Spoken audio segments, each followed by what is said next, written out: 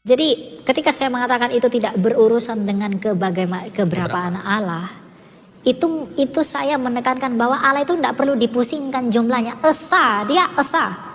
Karena Tritunggal itu memang benar-benar tidak mudah untuk dipahami secara keseluruhan. Tadi semua analogi yang saya gunakan itu hanya menggambarkan sebagian. Sekali selamat tetap selamat itu mau dipahami dalam sudut pandang siapa dulu. Kalau kamu tanya kepada orang Reform, orang Calvin, mereka pasti punya penjelasan untuk itu. Jadi apakah dalam hal ini saya percaya sekali selamat tetap selamat? Saya percaya dalam konteks tertentu. Ya, Pak Rasul Paulus ini kadang jadi korban terus. Apalagi sama si Juma. Anak milenial zaman sekarang kalau dikatakan, anak-anak muda zaman sekarang kalau dikatakan di luar Yesus tidak ada keselamatan. Bahkan dia yang mengaku Kristen, dia bilang apa? Kamu tidak boleh gitu, kamu harus toleransi. Jadi memang tidak ada keselamatan di luar daripada Kristus. Kamu menjual Yesusmu demi perempuan, kamu menjual Yesusmu demi laki-laki, kamu menjual Yesusmu demi harta dan tahta. Berapa lama kamu menikmati itu semua? Kalau kamu malu memberitakan Injil, berarti kamu malu memberitakan kekuatan Allahmu. Oneness itu pengajaran Sabellian namanya. Atau mungkin lebih mirip dengan istilah modalisme. Jadi mereka percaya kepada satu pribadi Allah di dalam 3 peran. Artinya dengan berpaham oneness itu kita memilih untuk menjadi antikristus. Jadi kalau ada orang Kristen merasa bahwa dia mengaku dengan mulutnya bahwa dia adalah Kristen, tapi dia terus berenang dalam dosa, ia tidak mau keluar dari dosa, kamu bukan Kristen. Kalau kita memang orang-orang benar-benar, kita adalah orang-orang yang benar-benar diselamatkan, untuk apa kita menghina-hina dia dengan melakukan dosa selalu? Jadi saya harap pulang dari sini.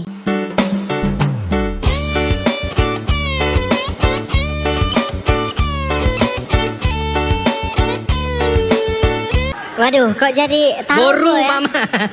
Mama saya bukan orang Batak dan tidak diberi marga, gitu. Jadi saya sejak kecil hidup sama nenek saya, tidak dengan orang tua. Karena orang tua saya broken home, jadi saya tinggal di bawah pengasuhan dari opung saya, opung dari papa. Jadi ya dari kecil sama opung. Tangan dulu dong, tepuk tangan dulu. Siap Pudan. Kalau ibadah di gereja mana? Saya Lutheran, saya HKBP. HKBP bro. Ya, ku tak pandang dari gereja mana, amin. Tuhan yang dipermuliakan. Iya. Horas. Sedikit kesaksian. Sedikit saja kesaksian. Mungkin ada pengalaman pribadi. Kita sepakat bahwa hanya keajaiban yang bisa mendudukkan beliau di tempat ini. Ada karya Tuhan yang mungkin dia bisa saksikan sore hari ini. Silakan bro. Ya kalau dibilang keajaiban juga enggak ya. Tapi kemurahan hati Allah. Saya mulai berapologetika itu 2 tahun lalu. Jadi saya memulai apologetika saya itu 2 tahun. Jadi beberapa hari lalu video saya yang pertama itu baru ulang tahunnya yang kedua. Di rewind di TikTok. Jadi saya melayani Tuhan itu 2 tahun lalu. Saya terjun ke TikTok itu 2 tahun lalu. Ya saya terjun itu saya melihat bahwa banyak anak muda Kristen. Meskipun saat itu saya belum tahu apa-apa ya. Tapi saya melihat banyak orang muda Kristen ini yang mulai kehilangan pemaknaan akan eksklusivitasnya Kristus Raja kita itu. Jadi Yesus Kristus itu tidak ditempatkan lagi pada posisi yang tertinggi, tapi disamakan dengan Allah-Allah lain. Sehingga dengan alasan persamaan itu mereka bisa mengatakan di luar Yesus ada keselamatan, di luar Yesus ada jawaban. Nah hati nurani saya, meskipun saya waktu itu belum mengerti apapun tentang kekristenan, hati nurani saya berkata tidak. Bagaimanapun hanya Kristuslah jalan itu.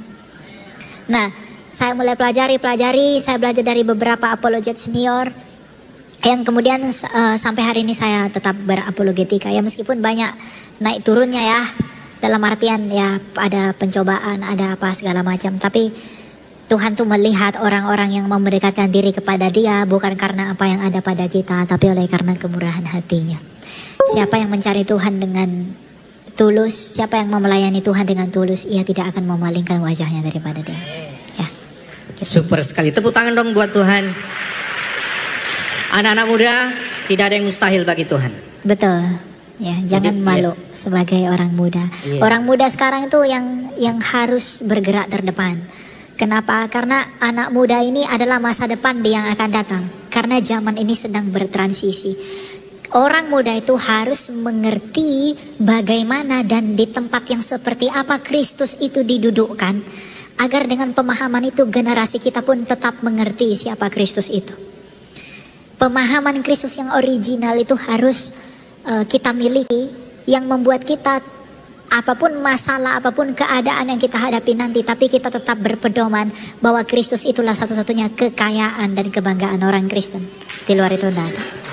Ya. Jadi jangan anak muda ini kan, apalagi perempuan ya kan, mengidam-idamkan provider man. Laki-laki kalau Valentine kasih bunga ya. Oh iya dah. Kasih bunga, kasih coklat. Kalau laki-laki sama perempuan dibelikan ini, dibelikan itu. Dia berupaya sekeras mungkin demi pacarnya. Mengapa dia melakukan itu? Demi cinta. Mengapa dia melakukan semuanya itu? Hujan-hujanan pacarnya pengen nasi goreng dibelikan. Ya kan? Ceweknya pengen ini dibelikan. Kenapa kamu melakukan itu? Karena cintamu. Tapi pernah gak kamu melakukan usaha yang sama terhadap Kristus? Ya, Yesus telah membuktikan cintanya kepadamu melalui pengorbanannya. Pacarnya belum tentu milikmu. Gitu. Jadi saya mau kasih tahu anak-anak muda, kamu boleh mencintai manusia, tapi cintailah yang utama adalah Tuhan. Amin, tepuk tangan, super sekali. Oke Lia, nanti dilanjutkan. Baik anak-anak muda, saya belum melihat tadi Anda bertanya. Anda mengeluarkan pernyataan dan pendapat Anda. Angkat tangan yang masih 21 tahun ke atas. 30 tahun ke bawah, 21 tahun ke atas. Angkat tangan. Super sekali. Anak-anak muda tepuk tangan. Semangat. Menyala. Saya mau mendengar anak-anak muda setelah Bro Elia Meron akan menyampaikan satu pengajaran singkat. Tema kita adalah isu-isu kontemporer Kristologi. Kalau dikatakan kontemporer itu berarti masa modern, postmodern yang sekarang sedang terjadi. Apa yang sedang kita dengarkan, apa yang sering kita lihat baik di media sosial maupun pengajaran-pengajaran yang berseliweran saat ini yang memiliki teologi mungkin akan mengundang tanda tanya besar. Oleh sebab itu, silakan terlebih dahulu Bro Elia menyatakan beberapa pemaparan materinya. Terima kasih, silakan. Iya. Isu-isu kontemporer mengenai Kristologi itu saya akan bawa kepada perendahan Kristus atas pluralisme iman. Jadi saya adalah orang yang paling tidak menyukai pluralisme dalam hal keselamatan. Dasar ayat yang akan saya bawa Kisah Rasul 4 ayat 12. Jadi banyak orang menolak bahwa Kristus adalah Mesias karena entah bagaimana manusia atau orang modern itu bisa berpikir bahwa ia dapat menyelamatkan dirinya sendiri. Dan keselamatan tidak ada di dalam siapapun juga selain di dalam Dia. Sebab di bawah kolong langit ini tidak ada nama lain yang diberikan kepada manusia yang olehnya kita dapat diselamatkan. Mengapa hanya di dalam Yesus ada keselamatan itu? Ada banyak orang-orang di luar daripada Kristus, di luar daripada lingkungan kekristenan itu selalu menuntut kekristenan.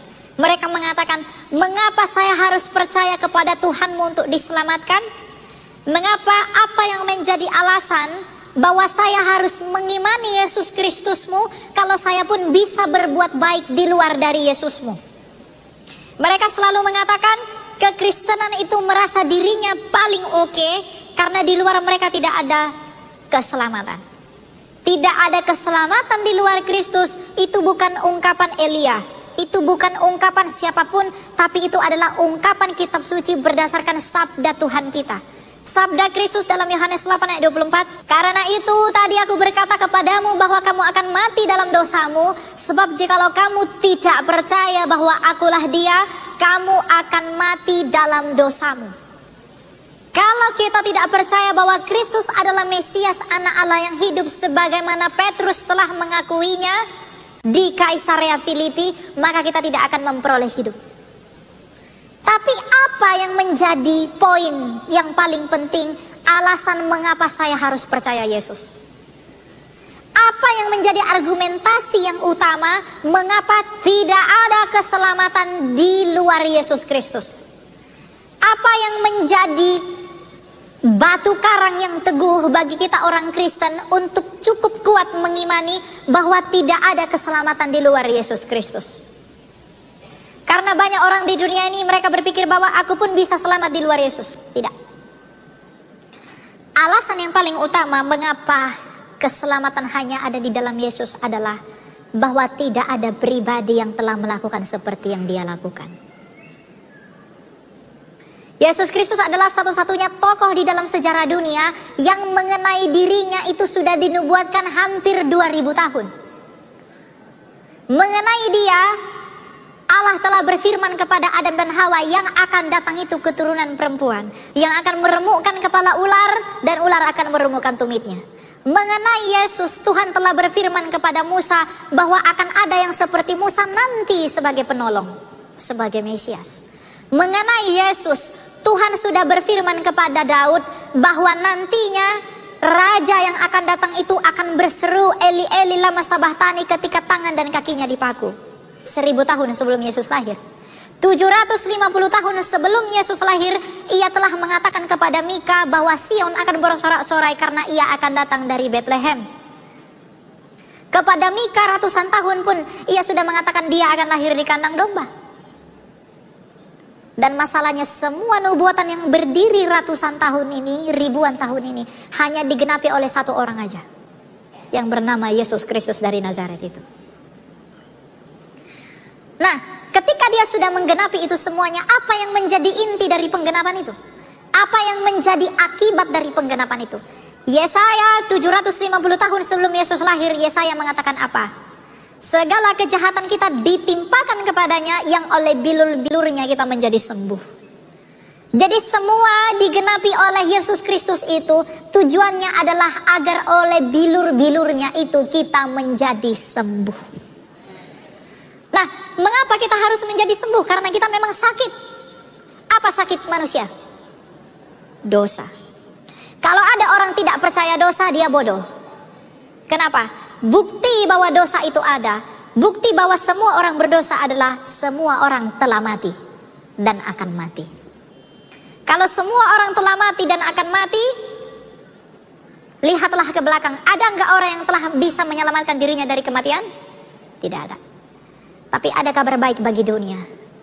Ada satu orang bernama Yesus Kristus dari Nazaret. Ia telah mati dalam sejarah di bawah pemerintahan Pontius Pilatus, dipersekusi oleh mahkamah agama orang Yahudi. Tapi dalam waktu 3 hari, ia telah bangkit dari kematian. Ketika ia bangkit dari kematian itu, ia sedang memberikan kabar sukacita bagi dunia. Injil adalah kabar baik. Dan di dalam Injil dikatakan kalau ia tidak dibangkitkan maka sia-sialah kepercayaan. Kalau ada kabar baik berarti ada kabar buruknya. Kabar buruknya apa? Kematian. Kabar baiknya apa? Kehidupan dari kematian. Masalahnya bahwa semua orang telah mati, semua orang akan mengalami kematian, semua orang telah berdosa dan semua orang akan binasa. Tetapi satu kabar baik datang dari Allah yang dilakukan oleh Yesus Kristus. Dan memang hanya dia yang melakukan itu sampai hari ini. Lantas apakah argumen yang cukup bahwa ada keselamatan di luar Yesus? Apakah pandangan yang cukup untuk mengatakan di luar Yesus ada keselamatan, sedangkan tidak ada yang dapat melakukan seperti yang Yesus Kristus lakukan? Bahwa Yesus Kristus adalah satu-satunya jalan keselamatan, karena memang hanya dialah yang dapat mengalahkan kematian itu. Dan hanya dialah yang bisa meluputkan kamu dari kematian itu. Mengapa Yesus Kristus harus mati? Ia ingin membuktikan bahwa dia adalah Allah yang menyelamatkan manusia dari kematian melalui kebangkitannya itu. Nah sekarang banyak orang di dunia ini, di luar Kristen berkata, ngapain aku jadi ikut Yesus? Ngapain aku ikut Yesus? Aku bisa berbuat baik untuk diselamatkan. Aku bisa berbuat baik tanpa jadi Kristen. Masalahnya hidup bukan tentang perbuatan baik. Kalaupun kamu berbuat baik, apakah itu sungguh-sungguh perbuatan baik? Orang baik mana yang tidak mati? Orang saleh mana yang tidak mati?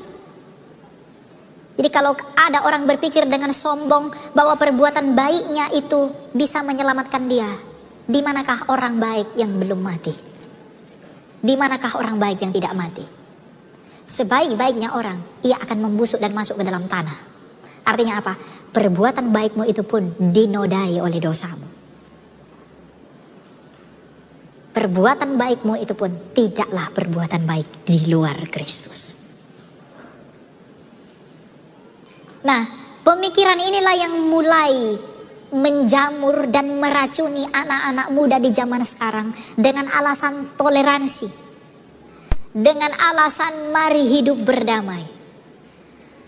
Perdamaianmu dengan dunia adalah permusuhanmu dengan Allah. Jadi kalau ada orang yang mengatakan bahwa kekristenan itu, Yesus Kristus itu bukan Mesias, hanya karena apa? Hanya karena dia berpikir bahwa dirinya sendiri dapat menjadi Mesias bagi dia. Yang mengatakan itu, di manakah mereka sekarang? Bukankah mereka menderita? Dan bukankah mereka akan mati? Jadi tidak ada alasan yang cukup, wahai dunia. Tidak ada alasan yang cukup, wahai semesta. Wahai dunia, wahai manusia. Tidak ada alasan yang cukup bagimu untuk mengatakan ada keselamatan di luar Yesus. Sedangkan tidak ada yang melakukan seperti yang Yesus Kristus lakukan. Jadi ketika ada orang yang bahkan mengaku Kristen mengatakan ada keselamatan di luar Yesus, dia sedang menghina anak Allah. Kalau ada keselamatan di luar dia, ngapain dia datang? Kalau ada keselamatan di luar dia, kalau perbuatan baikmu dapat menyelamatkan kamu dari kematian. Yang pertama, siapakah orang baik yang tidak mati? Yang kedua, apakah memang perbuatan baikmu benar-benar baik? Jadi orang sekarang berpikir apa? Orang sekarang berpikir bahwa keselamatan itu tentang moral. No. Keselamatan itu tentang misteri di dalam batinmu. Yang membuat kita semua rusak adalah satu, dosa. Moral yang rusak adalah karena dosa. Bukan moral yang rusak membuat dosa, bukan. Dosalah yang membuat moral rusak. Makanya Kristus datang bukan menghapuskan dosa-dosa, tetapi menelanjangi dan mengalahkan dosa. Kuasa dosa adalah kematian. Dan bukti bahwa dosa telah berkuasa atas manusia, bahwa semua manusia telah mati. Tapi Kristus karena dosa tidak berkuasa atas dia, maka Kristus tidak ditawan dalam kematian itu. Jadi ketika Kristus bangkit, dia menang. Dia sedang menyerukan kepada dunia, lihatlah aku sebagai yang menang. Kalau kamu ingin menang, kamu tak bisa berbuat apa-apa. Maka benarlah sabda Tuhan kita itu yang berkata, di luar aku engkau tak dapat berbuat apa-apa. Di luar Yesus memang kita tidak bisa berbuat apa-apa. Nah, ini yang kadangkala tidak mampu atau tidak mau dipertanggungjawabkan oleh orang Kristen kepada orang yang di luar Kristen, yang mengatakan ada keselamatan di luar Yesus, yang mengatakan di luar Yesus tuh pasti kita bisa hidup. Memang kamu bisa kawin, kamu bisa nikah, kamu bisa banyak uang, tapi setelah kamu mati, kemanakah kamu pergi? Setelah kamu mati, kemanakah jiwamu pergi? Dan siapakah yang dapat menolongmu? Kalau kita tahu bahwa hanya Kristus yang dapat menolong kita setelah kematian kita, kita tidak akan menghabiskan waktu kita selain daripada berusaha mencintai dia. Nah, inilah isu yang mulai menggerogoti anak-anak muda milenial zaman sekarang. Anak milenial zaman sekarang kalau dikatakan, anak-anak muda zaman sekarang kalau dikatakan, di luar Yesus tidak ada keselamatan. Bahkan dia yang mengaku Kristen, dia bilang apa? Kamu tidak boleh gitu, kamu harus toleransi. Kamu harus mengasihi dia. Justru karena kita mengasihi dia, kita memberitahu dia kebenaran bahwa hanya Yesus adalah jalan keselamatan itu. Jadi kalau ada anak-anak muda berkata, udahlah biarkanlah dia dengan imannya, tidak usah diurusi. Kalau para rasul berpikir seperti itu, mungkinkah mereka mati? Mungkinkah ada yang disalib terbalik? Kalau Petrus bilang begitu, udahlah Roma, udahlah, aku tidak perlu injili. Mungkinkah dia disalib terbalik? Kalau Paulus berpikir demikian, kalau ia tidak menentang pemerintah Roma, lalu menginjili orang Roma, mungkinkah dia dipenggal kepalanya? Kalau Yohanes tidak mempertahankan imannya, mungkinkah dia digoreng? Tapi karena para rasul itu tahu demi kasihnya bahwa hanya keselamatan di dalam Yesus, mereka rela mati demi perkabaran keselamatan itu. Agar semua orang, meskipun dunia memandang mereka bodoh, tetapi mereka tahu mereka melakukan itu karena mereka telah melihat dan mereka tahu bahwa ini akan mendatangkan kebaikan bagi jiwa manusia. Jadi memang tidak ada keselamatan di luar daripada Kristus. Fakta bahwa hanya Yesus Kristus yang telah menang atas maut. Fakta bahwa hanya Yesus Kristus yang telah mengalahkan kematian. Itu tidak akan pernah membuahkan ada yang lain selain daripada Dia. Jadi anak-anak muda, kamu jangan mau ditipu oleh filsafat dunia yang kosong. Kamu menjual Yesusmu demi perempuan. Kamu menjual Yesusmu demi laki-laki. Kamu menjual Yesusmu demi harta dan tahta. Berapa lama kamu menikmati itu semua? Dan setelah kamu mati, apakah itu dapat menolongmu? Hidup ini seperti bunga di tangkainya. Ketika angin melaluinya, tidak ada lagi ia. Lenyaplah maksud-maksudnya. Di manakah ambisi Raja Herodes sampai sekarang? Di manakah ambisi Kleopatra sampai hari ini? Semua dikubur dalam-dalam. Di dalam penolakan mereka akan Yesus Kristus. Tapi kalau kamu sudah di dalam Yesus Kristus, batinmu lega. Karena yang ditakuti oleh batinmu adalah kematian kekal. Tapi di dalam Kristus, kamu bersatu dengan Dia melalui baptisan. Kamu memperoleh hidup sebagaimana Ia hidup. Jadi hal ini, isu ini, jawaban terhadap isu ini sekaligus adalah ajakan untuk semua orang muda untuk merelakan dirinya dipakai oleh Allah dalam maksud dan tujuan Allah. Dalam hal memanggil dan mempercepat kedatangan Dia. Bukan berarti kita punya kendali mempercepat Tuhan, tidak. Mempercepat kedatangan itu artinya ketika kita berusaha untuk membuat orang mendengarkan Injil. Injil itu kekuatan Allah. Kalau kamu malu memberitakan Injil, berarti kamu malu memberitakan kekuatan Allahmu. Ya? Oke, cek. Super sekali. Tepuk tangan dulu buat Tuhan yang memberikan karunia yang luar biasa kepada hambanya. Baik Bapak Ibu, saya pikir langsung saja karena waktu kita juga terbatas. Saya akan buka termin pertanyaan. Silakan, siapa namanya dari gereja Pak? Ya, shalom untuk kita semua. Perkenalkan, nama saya Bella Oledia. Saya dari gereja GKPI. Pertanyaan saya untuk Kak Elia. Kebenarannya saya seorang guru, jadi pertanyaan saya terkait tentang menghadapi anak-anak remaja. Hal esensial apa yang perlu ditekankan tentang ketritunggalan Allah terhadap pengetahuan-pengetahuan logis yang muncul? Jadi kadang-kadang anak-anak sering bertanya, Bu, kok bisa ya? Seperti tadi Yunus di perut ikan, atau Yesus memberi makan 5.000 orang. Atau ada pertanyaan yang saya sendiri juga kurang tahu. Akhirnya saya hanya menjawab, Tuhan itu kan luar biasa, tak terbatas. Jadi saya sendiri pun tidak bisa menjelaskan secara logis. Mungkin bisa Kak Elia, itu saja, terima kasih. Oke, terima kasih. Yang di belakang tadi, ya silakan langsung. Ya, shalom bagi kita semua. Halo. Ya, terima kasih buat Bapak untuk waktunya. Pertanyaan saya kepada Kak Elia. Ya, sejak lahir Yesus datang ke dunia ini, Ia sudah tahu bahwa Dia akan disalib. Pertanyaan saya, pengkhianatan Yudas terhadap Yesus, apakah itu termasuk rencana Allah untuk penyaliban Tuhan Yesus? Dan pertanyaan saya juga, bagaimana respon anak muda untuk menyikapi atau respon anak muda tentang sikap Yudas yang mengkhianati Yesus? Sekian, terima kasih.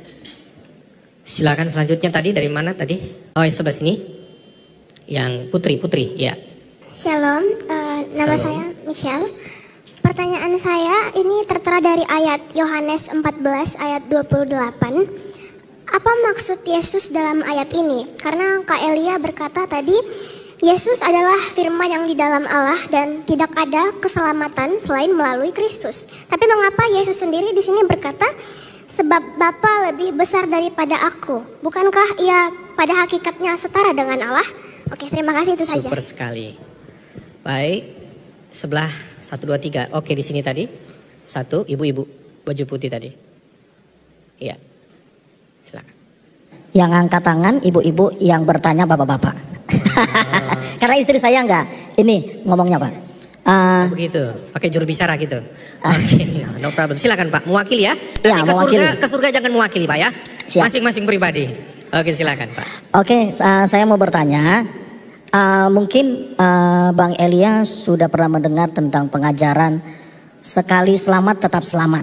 Nah, bagaimana pendapat Kak Elia tentang pengajaran seperti itu? Cukup? Cukup. Ya, terima kasih. Shalom. Shalom. Terima kasih atas kesempatannya. Di sini saya ingin bertanya kepada Bang Elia yang pertama. Sesuai dengan 1 Samuel 19 ayat 9, di situ dikatakan roh jahat yang daripada Tuhan. Ini sering dipakai saudara-saudara kita muslim untuk menjatuhkan kita. Mohon penjelasannya Bang terkait itu. Dan yang kedua, ini terserah nanti mau dijawab dua-duanya atau satu, tetapi saya akan tetap mempertanyakan. Yang kedua, pada saat ini terkhususnya di media sosial ada saat ini penganut yang namanya ones atau oneness yang tidak mempercayai Tritunggal sesuai dengan isu-isu kontemporer. Dan sesi pertama kita tadi sudah jelas sebenarnya bahwa memang ketritunggalan itu ada. Tetapi terkhususnya kami pemuda, bagaimana sikap kita untuk menjawab ini? Terlebih dahulu saya karena saking semangatnya tadi saya lupa memperkenalkan diri. Oleh sebab itu saya kembali ke belakang. Perkenalkan, nama saya Vikaris Pendeta Cornelius Tagalung. Saya dari Gereja Kristen Lutheran Indonesia GKLI yang ada di Kulim. Terima kasih. Shalom. Shalom. Baik, tepuk tangan dulu buat kelima penanya. Yang luar biasa pertanyaannya yang akan langsung dijawab.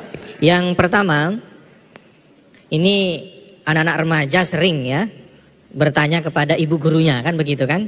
Jadi tentang ketritunggalan Allah, bagaimana untuk menjelaskan itu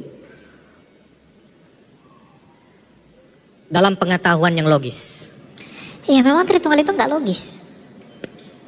Logika manusia tidak bisa memahami Allah yang di atas logika. Logika itu ada yang rasional, kontrarasional, dan suprarasional, di atas rasio. Rasio kita nggak bisa memahami hakikat Allah itu sepenuhnya. Jadi memang Tritunggal ini bukan makanan anak kecil. Ini misterinya Allah itu. Tapi bagaimana kamu menjelaskannya dengan sederhana? Kamu bawa saja Yesus Kristus yang menjadi sumber keselamatan itu. Kamu beritahu kepada mereka bahwa keselamatan hanya ada di dalam Kristus. Nanti semakin bertambahnya usia mereka, mereka dituntun dan diajar mengapa keselamatan hanya ada di dalam Dia dan siapa Ia pada mulanya. Jadi bertahap. Makanya kalau kita lihat di gereja awal-awal lagi ada namanya katekisasi itu. Ajar pelan-pelan. Jadi beritahu dulu poinnya, mereka itu dikunci dulu, diberitahu bahwa tidak ada keselamatan di luar Yesus. Baru nanti perlahan apa yang membuat tidak ada keselamatan di luar Dia dan mengapa hanya keselamatan dalam Dia, baru diberitahu realita Dia di dalam ketritunggalan itu. Kalau langsung jelaskan Tritunggal, pusing nanti mereka. Karena Tritunggal itu memang benar-benar tidak mudah untuk dipahami secara keseluruhan. Tadi semua analogi yang saya gunakan itu hanya menggambarkan sebagian. Selebihnya itu misteri. Nanti ketika Ia datang kedua kalinya kita boleh tanya Dia. Tuhan Yesus sebenarnya nih apa sih? Kau ini firman atau apa sih? Ya nanti tanya gitu ya. Nanti ketika Dia datang dalam pengadilan yang kedua kali kita baru bisa mengerti hakikatnya. Untuk sekarang belum. Karena pengetahuan itu masih terbatas. Tapi Allah setidaknya sudah mewahyukan tentang bagaimana dirinya itu. Dia hidup dengan mencipta, Dia hidup dengan menghidupi. Itu ya, jadi Dia akan bertahap, ada prosesnya. Dan jangan lupa berdoa sama Tuhan. Bukan karena orang pintar, orang bisa mengajar, tidak. Mengajar itu karunia. Ingat, mengajar itu karunia. Salah satu karunia roh adalah orang sehebat apapun gelarnya, belum tentu dia bisa mengajar. Karena yang diajar bukan hal dunia. Orang yang terbiasa mengajar hal dunia belum tentu bisa mengajar hal yang rohania. Karena pengajaran itu karunia. Makanya Tidak ada yang dapat bersaksi bahwa Yesus Kristus itu adalah Tuhan kalau tidak Roh Kudus yang memberi kesaksian itu. Jadi kalau kita ingin menolong orang, membantu orang memahami misteri Allah, terlebih dahulu rendahkan dirimu dengan meminta bantuan dari Roh Allah. Karena Roh Allah yang memberi kesaksian tentang Kristus itu. Dalam 1 Korintus dikatakan apa? Tidak ada yang mengetahui siapapun yang ada di dalam diri manusia selain daripada rohnya sendiri. Tidak ada yang bisa mengerti siapa Allah selain daripada roh Allah itu sendiri. Jadi kalau kita mau mengajari mereka tentang hakikat Allah, mintalah tuntunan dari Roh Kudus. Karena Roh Kuduslah yang akan menolong kita. Makanya Tuhan Yesus bilang apa? Roh penolong. Dia yang akan menolong kita untuk mengerti mengenai Dia dan Bapanya. Dia yang akan menolong kita untuk mengerti semua karyanya. Jadi kalau kita mengajar anak-anak, orang besar, orang tua, kita pertama sekali merendahkan diri kita, meminta kepada Allah, biarlah Ia di dalam kemurahan hatinya dan belas kasihnya mengaruniai kita hikmat yang daripada rohnya, agar kita dapat menuntun orang itu ke dalam pengertian yang benar. Itu yang paling penting. Kamu belajar sepintar apapun, tapi kamu tidak minta pertolongan dari Allah, itu mustahil kamu ajarkan. Karena yang menolak Yesus itu orang yang paling pintar. Yang menyalibkan Yesus itu orang paling pintar. Orang mahkamah agama itu pintar semua, para rabi. Nggak ada yang bisa mengalahkan ilmu mereka. Masalah tafsir, masalah filsafat, mereka hebat. Tapi karena mereka memiliki hikmat dunia, tapi mereka tidak memiliki hikmat dari Allah. Sedangkan Petrus hanya penjala ikan. Andreas, Bartolomeus hanya orang-orang biasa yang Tuhan ambil. Tapi mereka mampu 12 orang menjadi hampir 3 miliar orang. Artinya apa? Benarlah perkataan kitab suci bahwa hikmat dunia ini adalah kebodohan bagi Allah. Tapi hikmat Allah adalah kebodohan bagi dunia. Ya. Jadi minta pertolongan Tuhan ya. Tidak boleh jalan sendiri. Jangan ada yang begini. Tepuk dada, tidak boleh. Kalau saya misalnya saya mau sombong, saya nggak bisa sombong. Kenapa? Karena itu bukan usaha saya. Jadi minta bantuan Tuhan agar kita dituntun dan diberi hikmat buat mengajarkan itu. Yang penting ketulusan hati, itu yang penting. Kalau motivasinya belok-belok, semua akan belok. Tapi kalau motivasi kita mengajar dengan benar, Tuhan akan bantu untuk mengajarkan yang benar. Ya, itu. Oke, jangan ragu-ragu tepuk tangan buat hikmat yang Tuhan berikan. Jadi Ibu Guru, jangan ragu ya, tetap optimis. Kalau Bro Elia Meron bisa ada di tempat ini, itu oleh karena kasih karunia Tuhan yang memberikan hikmat kepada beliau. Jadi kalau kita mau mengajar murid-murid, berdoalah, minta hikmat kepada Tuhan ya. Amin Bu Guru ya. Baik, untuk pertanyaan berikutnya, Tuhan Yesus itu tahu dari sejak bahkan dia sebelum dilahirkan katanya dia akan disalib, saya tahu. Apakah Yudas yang akan menyalibkan dia? Tuhan Yesus tahu atau Tuhan juga sudah tahu? Atau sudah dalam rencana Tuhan? Oke. Ya, apakah Tuhan sudah tahu bahwa Yudas akan mengkhianati dia? Sudah. Tapi bukan Tuhan yang menuntun Yudas untuk mengkhianati dia. Bapak Ibu tahu nggak kenapa Yudas menjual Yesus? Karena apa kira-kira? Karena apa? Karena apa? Uang. Dia mengikuti Yesus itu bukan dengan motivasi yang benar. Dia berpikir bahwa Yesus itu akan duduk sebagai raja. Sehingga ketika dia duduk sebagai raja, dia akan punya banyak uang. Jadi ketika dia mengikuti Yesus, dia akan punya banyak uang. Tapi ketika dia tahu bahwa orang-orang mencari dia untuk membunuh dia pun kecewa.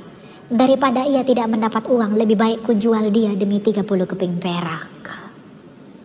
Jadi Yudas mengikuti Yesus itu pada mulanya adalah tujuannya memang uang. Tapi apakah Tuhan tahu bahwa Yudas akan mengkhianati dia? Dia tahu. Tapi mengapa ia mengizinkan dirinya untuk dikhianati? Karena dia pengen punya misi bahwa melalui pengkhianatan itu dia bisa masuk ke dalam kematian untuk menyelamatkan orang dari kematian. Yohanes 10 ayat 17. Coba buka ayatnya. Bapa mengasihi aku oleh karena aku memberikan nyawaku. Jadi dia memang mati itu bukan karena dipaksa mati. Dia memberikan nyawanya. Ingatkah Anda Bapak Ibu ketika Petrus itu memotong telinga salah satu yang mendatangi Yesus? Tuhan ambil telinga disembuhkan kembali. Tuhan Yesus bilang apa? Kau pikir aku tidak bisa membawa malaikatku untuk menolong aku? Tapi bukan itu tujuanku. Aku memang datang untuk memberikan nyawaku bagi domba-dombaku. Tapi bagaimana caranya ia memberikan nyawanya itu? Ia mengizinkan orang-orang untuk menyakiti dia di dalam kerelaan hatinya dan kasihnya. Jadi bukan Tuhan yang memaksa Yudas untuk mengkhianati Yesus. Tuhan tahu bahwa Yudas akan mengkhianati Yesus dan Tuhan izinkan Yudas untuk mengkhianati dia. Pengetahuan Tuhan bukan dasar penetapannya. Dan mengenai Yudas dalam Matius 26 ayat 24, Yesus berkata apa? Anak manusia memang akan pergi sesuai dengan yang ada tertulis tentang dia. Jadi Tuhan Yesus tahu dia akan pergi, bukan? Betul tak? Akan tetapi celakalah orang yang olehnya anak manusia itu diserahkan. Jadi dia udah tahu gak dia akan diserahkan? Tapi ada tapinya nih. Tuhan Yesus bilang apa? Akan tetapi celakalah orang yang anak manusia itu diserahkan, adalah lebih baik bagi orang itu sekiranya ia tidak dilahirkan. Jadi lebih baik bagi Yudas tidak dilahirkan daripada ia mengkhianati aku, itu maksud Tuhan Yesus. Tapi bagaimanapun karena itu pilihan Yudas dan Tuhan tidak mengintervensi keinginan Yudas itu, malah dia menjual kehendaknya kepada iblis, maka dia pun celaka.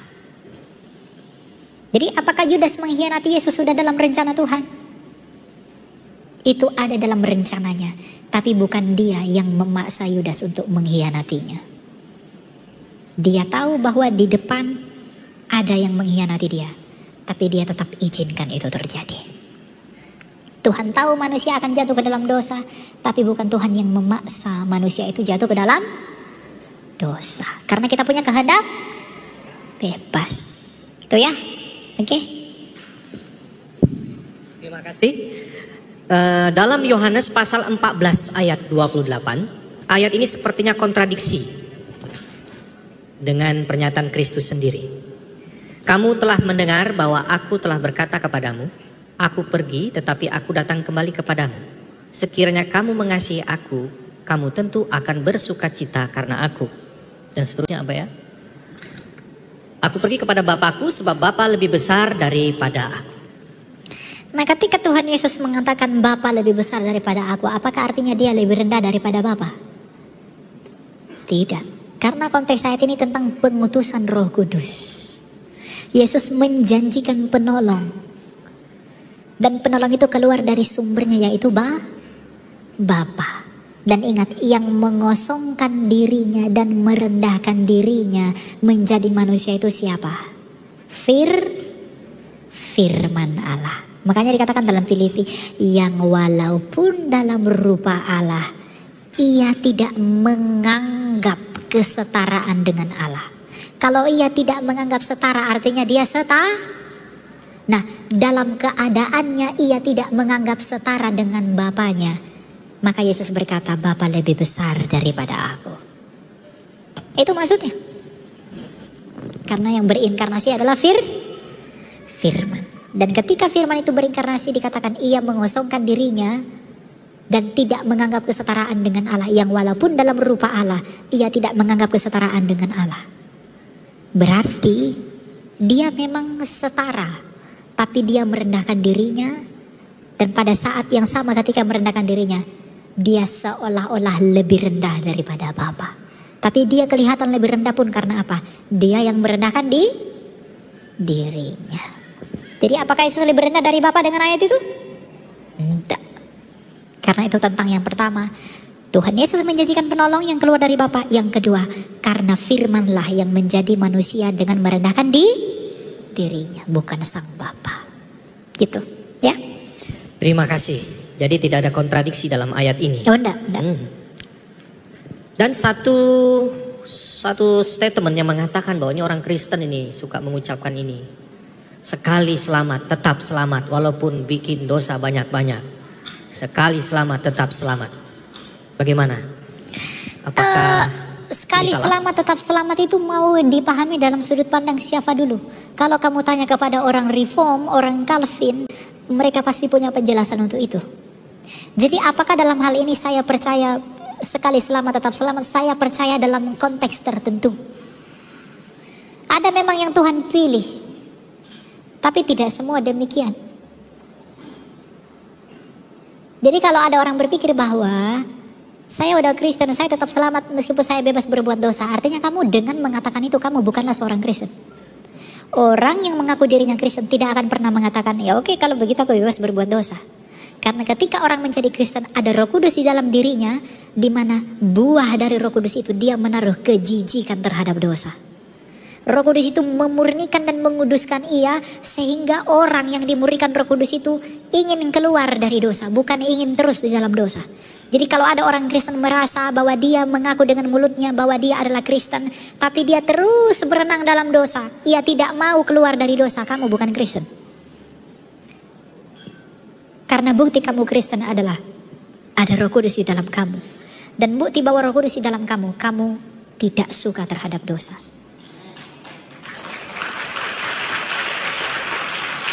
Jadi jangan menghibur diri dengan mengatakan, aku pasti diselamatkan, aku pasti diselamatkan. Kalau kita memang orang-orang benar-benar, kita adalah orang-orang yang benar-benar diselamatkan. Untuk apa kita menghina-hina dia dengan melakukan dosa selalu? Bukan berarti orang Kristen gak boleh jatuh dalam dosa ya. Orang Kristen pasti jatuh dalam dosa loh. Tapi orang jatuh dalam dosa dengan menghidupi dosa itu berbeda. Orang yang sungguh-sungguh percaya kepada Yesus akan berusaha ingin keluar dari dosa. Seperti bebek dan ayam. Kalau ayam jatuh ke dalam air, meskipun dia di dalam air itu, dia gelisah dalam air itu. Dia pengen keluar terus, berusaha ingin keluar dari air itu. Begitulah orang Kristen. Ketika dia jatuh ke dalam dosa, dia ingin selalu keluar dari dosa itu. Berusaha terus karena dia gak suka dengan dosa itu. Tapi karena dia lemah, dia masih belum sempurna. Beda dengan bebek, masuk dalam air, ketika dia masuk dalam air berenang terus, gak mau keluar. Nah ketika ada orang jatuh dalam dosa, aduh udahlah nikmati aja terus, gak mau keluar. Itu tidak orang percaya. Karena bukti kamu percaya bahwa kamu memiliki apa? Kejijikan terhadap dosa. Nah dalam konteks yang demikian itulah sekali selamat tetap selamat itu bisa diterima.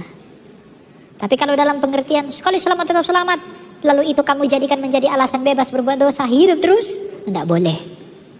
Itu namanya mempermainkan dalam Galatia dikatakan jangan sesat. Allah tidak membiarkan dirinya dipermainkan. Gitu ya. Iya, super sekali analoginya. Seperti bebek ya, tepuk tangan, jangan ragu-ragu. Seperti bebek dengan ayam. Kalau bebek di air betah, gak mau keluar. Kalau ayam bertelur, pasti dia keluar ya. Bapak ibu, bebek atau ayam? Bukan dua-duanya yang jelas ya. Kita adalah manusia yang diberkati oleh Tuhan, yang mendapatkan kasih karunia. Dan satu ayat yang menyatakan tentang roh jahat daripada Tuhan, tolong ditampilkan 1 Samuel pasal 19 ayat 9, yang mengatakan bahwa tetapi roh jahat yang daripada Tuhan hinggap pada Saul ketika ia duduk di rumahnya dengan tombaknya di tangannya dan Daud sedang main kecapi. Ini roh jahat yang daripada Tuhan. Mungkin itu garis besarnya ya. Ada roh jahat daripada Tuhan? Bagaimana? Roh jahat yang daripada Tuhan bukan berarti Tuhan tuh mengirim roh jahat. Tapi roh jahat yang daripada Tuhan ini artinya Tuhan itu mundur dari Saul karena Saul itu bebal. Jadi ketika Tuhan mundur dari perkenanan Saul, maka dia mengizinkan roh jahat itu mengintimidasi dia. Coba buka 1 Samuel 16 ayat 14. Tetapi roh Tuhan telah mundur daripada Saul, dan sekarang ia diganggu oleh roh jahat yang daripada Tuhan. Roh jahat yang daripada Tuhan ini bukan berarti Tuhan dengan sengaja mengutus, bukan. Tapi karena Saul ini bebal, lalu Tuhan mundur dari Saul, Tuhan mengizinkan roh jahat itu mengintimidasi dia. Nah dalam konteks itu dikatakan roh jahat yang daripada Tuhan. Meskipun memang roh jahat itu tetap ada dalam kendali Tuhan. Ketika peristiwa Ayub, Tuhan panggil roh jahat itu, sini, kemanakah engkau? Iblis itu berkata apa? Aku sedang berkeliling mengembara bumi. Tapi dalam konteks ini bukan berarti Tuhan kirim roh jahat. Tapi karena Tuhan mundur daripada Saul, dan Tuhan mengizinkan roh jahat itu mengintimidasi Saul. Karena Saul itu congkak dan keras kepala. Oke? Ya, terima kasih. Dan satu penanya tadi mengatakan tentang teologi oneness, betul? Bapak Ibu sudah mengerti teologi oneness? Oneness. Ini ya betul, ini sangat tipis sekali perbedaannya ya. Padahal dia menentang ketritunggalan Tuhan. Dia mengaku bahwa Bapa, Putra dan Roh Kudus, tetapi itu berasal dari satu Allah, dan menolak bahwa tiga Bapa, Putra dan Roh Kudus memiliki tiga pribadi yang berbeda-beda. Bagaimana menurut Elia tentang pandangan oneness ini? Iya, mengenai oneness itu, mereka itu menolak kebagaimana. Jadi oneness itu pengajaran Sabelian namanya. Atau mungkin lebih mirip dengan istilah modalisme. Jadi mereka percaya kepada satu pribadi Allah di dalam tiga peran. Yang menganalogikannya begini. Saya di sini jadi guru, di rumah jadi anak, di rumah sakit jadi dokter. Kan saya tetap satu, tapi tiga peran. Tiga modus. Nah, kalau saya jadi guru, saya jadi dokter, saya jadi anak, bisa nggak keanakan saya berbicara dengan kedokteran saya? Bisa nggak? Nggak bisa kan? Karena itu peran. Nah, Bapak berbicara nggak dengan Yesus? Hah? Artinya analogi itu salah kan? Nah, itu analogi oneness. Jadi oneness ini bilang, Yesus itulah Bapa itu, Yesus itulah Roh Kudus. Dulu dia Bapa, datang ke dunia jadi anak, pergi lagi melebur jadi Roh Kudus. Itu pengajaran oneness. Dan oneness itu demi membela pengajarannya itu, mereka menolak bahwa Yesus telah datang menjadi manusia. Mereka menolak itu. Karena kalau mereka menerima Yesus dan firman Allah datang menjadi manusia, doktrin oneness itu hancur. Sehingga demi menyukseskan doktrin oneness ini, mereka menolak firman Allah telah datang menjadi manusia. Dan Rasul Yohanes mengatakan apa? Antikristus adalah yang menolak bahwa Yesus Kristus telah datang menjadi manusia. Artinya dengan berpaham oneness itu kita memilih untuk menjadi antikristus. Kalau dia tidak datang sungguh-sungguh menjadi manusia, dia hanya pura-pura jadi manusia, bisa nggak dia menebus kita manusia yang sungguh-sungguh ini? Adakah di sini Superman? Atau manusia jadi-jadian? Tidak ada kan? Maka kalau kita manusia yang sungguh-sungguh yang diselamatkan, maka ia pun benar-benar datang menjadi manusia. Maka yang dikatakan fully man and fully God. Sepenuhnya Allah, sepenuhnya manusia. Ya, jadi oneness itu memang merajalela di TikTok sekarang. Mereka lagi bergeril ya, mengajarkan Yesus adalah Allah Bapa itu, dia juga adalah Roh Kudus itu. Kalau dia, Yesus adalah Bapa itu sendiri, dia adalah Roh Kudus itu sendiri. Lalu ketika Yesus berdoa kepada Bapa, lalu dia berdoa kepada dirinya sendiri. Apakah Anda percaya begitu? Allah berbicara kepada dirinya sendiri? Nah, itu oneness itu. Nah, itu bahaya pengajaran mereka. Jadi teman-teman, memang mungkin ada yang berpikir, jadi kok ribet ya? Memang. Makanya relakanlah hatimu untuk mengerti tentang Allahmu. Kamu habisin waktu untuk scrolling TikTok tentang apa yang dimau pacarmu kok. Kamu habiskan waktumu untuk riset baju apa ya model yang bagus ya untuk Valentine. Kuenya bentuk apa ya? Dia pacarku suka apa ya? Kafenya yang bagaimana? Kamu habiskan waktu berjam-jam untuk riset itu. Tapi kamu tidak mau memberi waktu untuk memahami Allahmu. Sungguhkah kamu mengasihi dia? Benar nggak kamu bertuhankan dia? Kamu habiskan banyak waktu demi manusia, tapi kamu gak pernah habiskan banyak waktu demi Allahmu yang menolongmu. Mana anak muda nih terutama. Itu ya. Jadi saya harap pulang dari sini, semua dari kita punya kesadaran, demi kasihku kepada Allah, aku ingin mencari tahu tentang dia. Sehingga ketika kita mencari tahu tentang dia, kita diberi hikmat, dan kita bisa menjadi saluran berkat bagi orang-orang yang belum bersekutu dengan kita. Ya. Baik, terima kasih, tepuk tangan, super sekali. Dua pertanyaan bonus. Satu Bapak, kemudian dari perwakilan Ibu, ya sebelah sana ya. Salam. Nama saya Nandos. Saya ada statement yang saya kurang setuju dengan di awal tadi kan Bang Elia ada bilang Tritunggal tidak bicara tentang keberapaan Allah tetapi kebagaimanaan Allah. Tapi pada penjelasannya Bang Elia tetap menjelaskan kebagaimanaan Allah, yaitu trinya tadi, dan tunggalnya keberapaan Allah. Jadi kalau menurut saya, Tritunggal menjelaskan kebagaimanaan Allah sekaligus menjelaskan keberapaan Allah. Karena ya trinya kebagaimanaan dan tunggalnya berapa Allah yang kita sembah. Mohon luruskan karena statement yang di awal tadi, di menit-menit awal saya kurang setuju. Itu statement pertama saya. Pertanyaannya yang kedua, sebenarnya dari sesi pertama tadi katanya disuruh cari buat pertanyaan, tapi pembicaranya udah nggak ada. Jadi menurut statistik 2050 Asia sudah menjadi pusat dari kekristenan, dan terutama tadi dibilang Indonesia akan seperti Antioquia sebagai pusat, salah satu pusat dari kekristenan. Saya sempat riset tadi di Antioquia itu di mana, di Turki, dan ternyata sampai sekarang Turki hanya 0,2% komunitas Kristen di sana. Setelah 637 Masehi diinvasi oleh kekhalifahan Muslim. Mohon bantuannya Bang Elia untuk teman-teman adik-adik di sini, kebetulan banyak yang masih muda-muda, masih belum menikah. Jadi apa langkah konkret yang harus dipegang sebagai tuntunan sama anak-anak muda dan kemudian sama Kristen?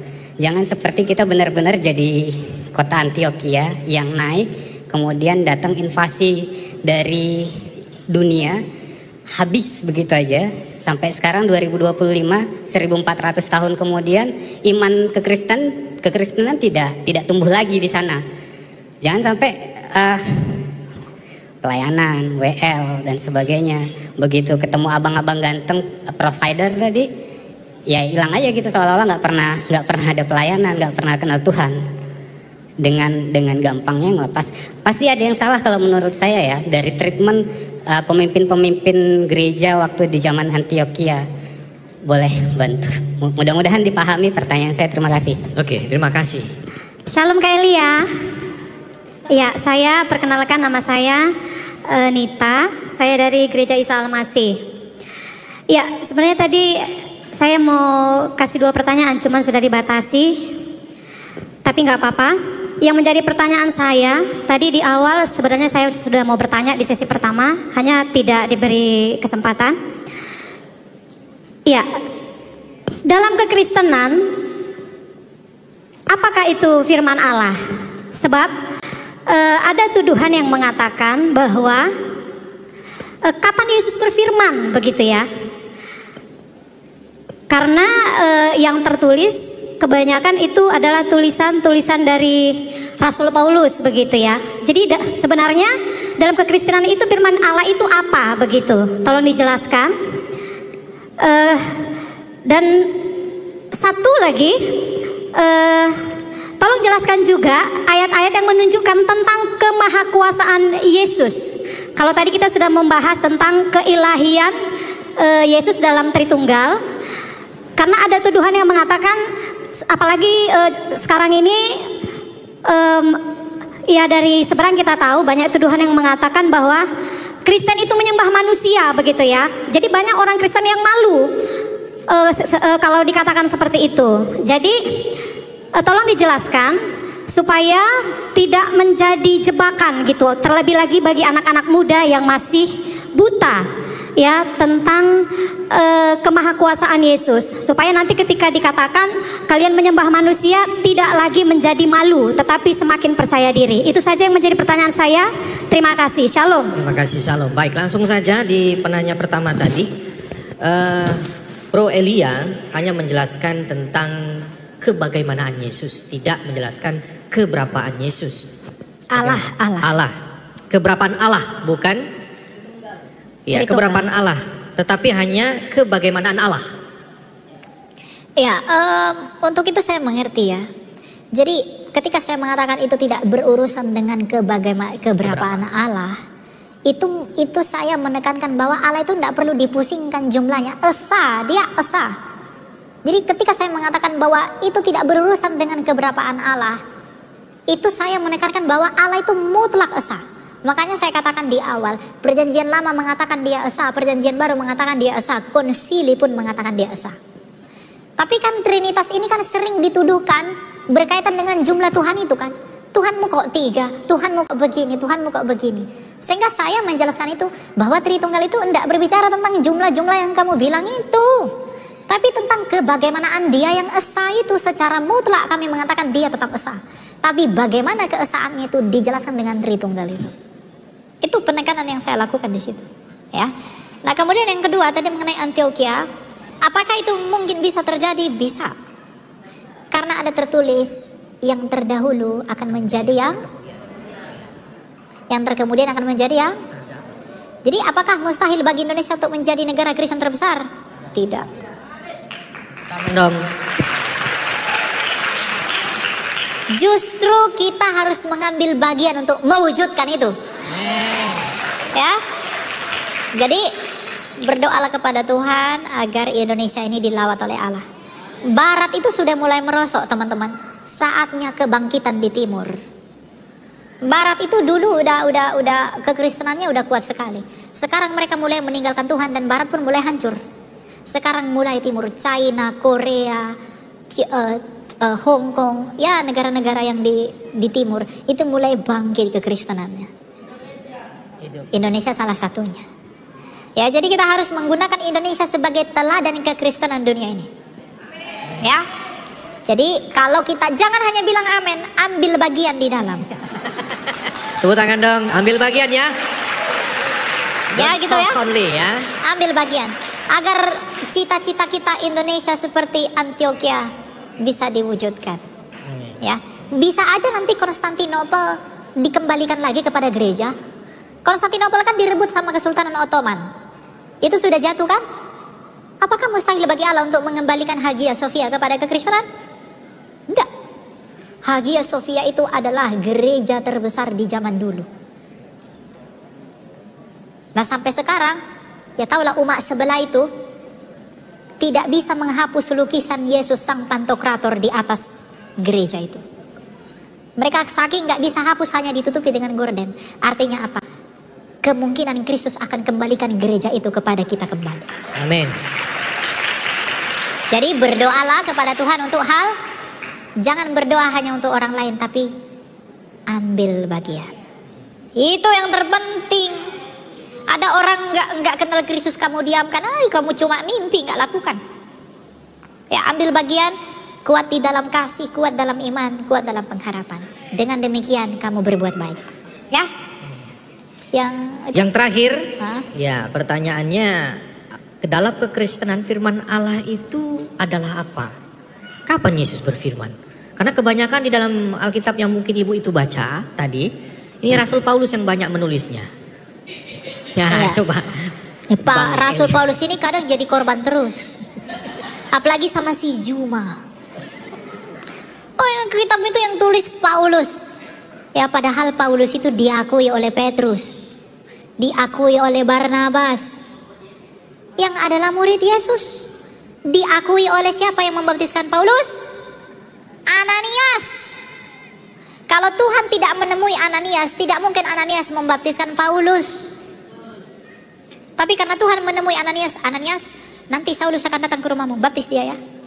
Ketika Saulus datang, dibaptis dia. Jadi ada 3 saksi yang mengonfirmasi kerasulan dari Paulus. Ya. Nah, apakah firman Allah itu? Firman itu sendiri dalam bahasa Yunani ada 3. Ada logos. Logos ini hanya Kristus. Ada rema. Perkataan Yesus itu rema. Lalu ada grafe. Yang ditulis ini grafe. Yang ditulis ini grafe firman juga. Ucapan Yesus juga firman tapi rema. Yesus sendiri juga adalah sang firman tapi logos. Jadi Yesus adalah sang logos itu sendiri. Nah, ucapan-ucapan Yesus adalah remata. Ucapan-ucapan yang dituliskan dalam buku ini disebut dengan grafe. Makanya dalam 2 Timotius 3 ayat 16 dikatakan segala tulisan yang diilhamkan oleh Allah bermanfaat untuk menyatakan kesalahan dan mendidik orang dalam kebenaran. Nah, jadi ini kan kita tidak mungkin tahu Yesus pernah bersabda bla bla bla. Kalau tidak ditulis di sini kita tahu tidak? Nggak mungkin dia bunyi-bunyi dari langit. Atau ditulis dibawa oleh Jibril. Nggak mungkin kan? Jangan langsung tersinggung yang punya Jibril. Kami juga punya Jibril kok. Gabriel maksudnya. Ya. Jadi firman itu ada 3. Ada logos, sang Kristus. Ada rema, ucapan Kristus. Dan juga grafe yang adalah tulisan-tulisan yang ditulis oleh para rasul yang memberi kesaksian mengenai Kristus. Makanya dalam 1 Yohanes 1 dikatakan, yang kami tulis ialah yang kami raba, kami lihat mengenai firman yang hidup. Nah, di mana ayat yang membuktikan bahwa Yesus itu maha kuasa? Tidak usahlah tentang membangkitkan, tidak usahlah tentang menyembuhkan. Enggak. Matius 28 ayat 18. Yesus mendekati mereka dan berkata, kepadaku telah diberikan segala kuasa di surga dan di bumi. Kalau dia adalah penguasa surga dan bumi, artinya dia adalah Tuhan atas semesta. Kalau begitu, maka benarlah gelarnya Yesus Kristus sebagai Yesus Sang Pantokrator. Pantokrator artinya apa? Sang penguasa alam semesta. Semesta ini hanya langit dan bumi. Kalau dia berkata aku berkuasa atas surga, Uranos itu langit, surga dan bumi. Di manakah tempat di mana ia bukan rajanya?